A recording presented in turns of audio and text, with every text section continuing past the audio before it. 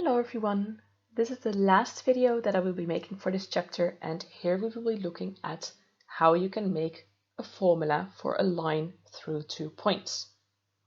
I will start with a bit of an introduction on why we would even do this. Then we will have a look at how we can find the gradient in this case, then how we can find the y-intercept, and last but not least, I will mention some ways that you can use this information.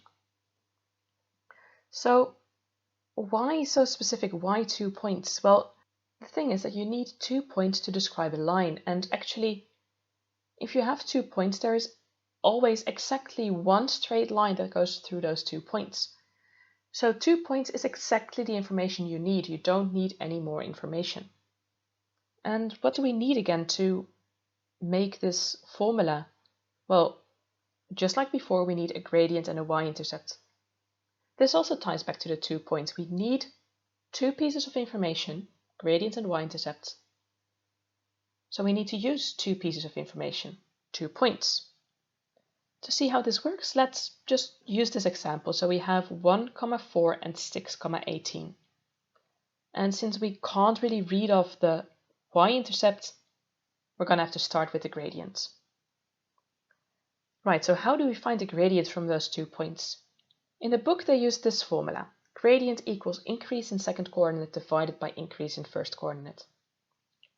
I personally find this a bit confusing, so I don't use it, but I will show both my method and the formula method in the video, and it will turn out they are very much connected.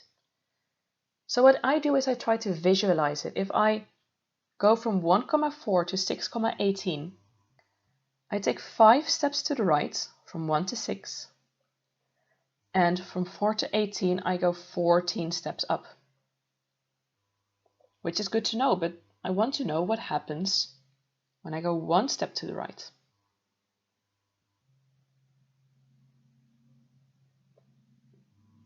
Well, to shrink this, to get that smaller step, we have to divide everything by 5. And we get 14 divided by 5, or 2,8. And this really does the same thing as this formula, because the increase in the second coordinate is 14. It goes 14 up in the second coordinate from 4 to 18. And the increase in the first coordinate from 1 to 6 is 5. So this actually does 14 divided by 5, so that gives us 2.8. Okay, so now that we know the gradient, how do we get to the y-intercept? Well, sometimes it's easy. Actually, this is one of the easier cases because we can just make a table or even imagine it. If we know that we have 1, 4, then to 0 is just 1 step back. So with a gradient of 2.8, that's just minus 2.8 to get 1.2. But let's have a look at how we can do this when it's not so simple, not so straightforward. What we do is we use the general form of the formula again. And we fill in our gradient. Y equals 2.8x plus b.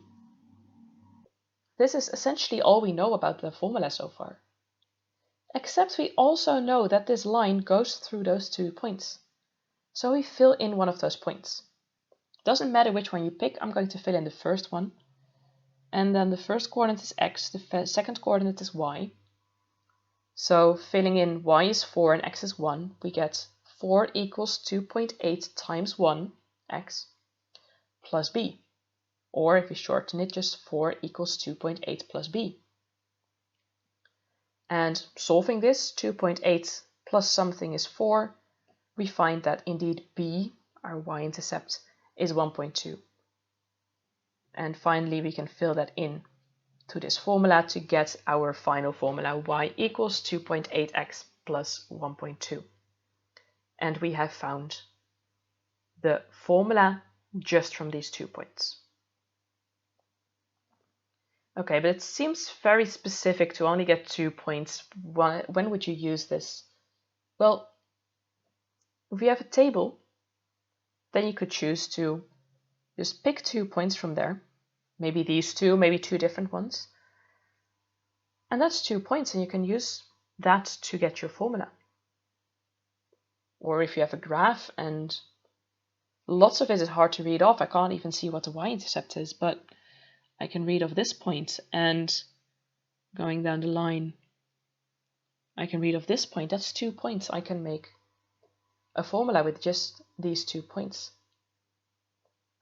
And of course, if you just have 2 given points, if there's just 2 pieces of information that you get, that often is enough to make a formula. Last but not least, you can also use this method for the y-intercept more generally if you just have 2 pieces of information. For instance, if you know that the line you want is parallel to some other line and passes through a specific point, then parallel tells you the gradient, it tells you the slope, and that it passes through a point, that tells you the place. So that is the points that you need to fill in afterwards. I'm not going to go through this example right now. If a lot of people want to see it, I might make a video about it still, but it's a very specific example, making it more of a challenge exercise, so I'm not going to go into this right now. So that means this is all I want to say for now about finding the line through 2 points.